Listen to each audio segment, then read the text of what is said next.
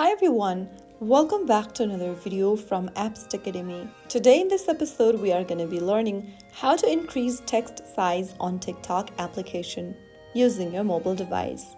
TikTok has introduced a new feature that allows users to adjust the text size within the app. First of all, launch the TikTok app on your device and then from the home screen of TikTok, go ahead and tap on your profile icon at the bottom right corner, and from your profile page, click on the hamburger menu at the top right.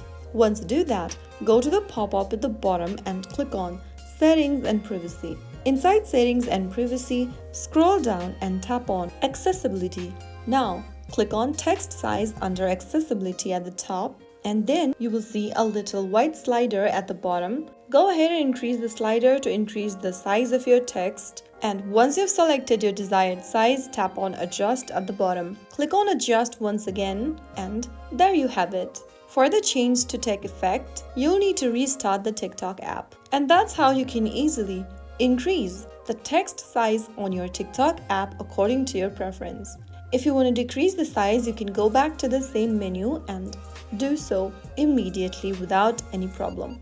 If you found the video helpful, don't forget to like, share and subscribe to the channel. I will be back again in the next video. Thank you for watching.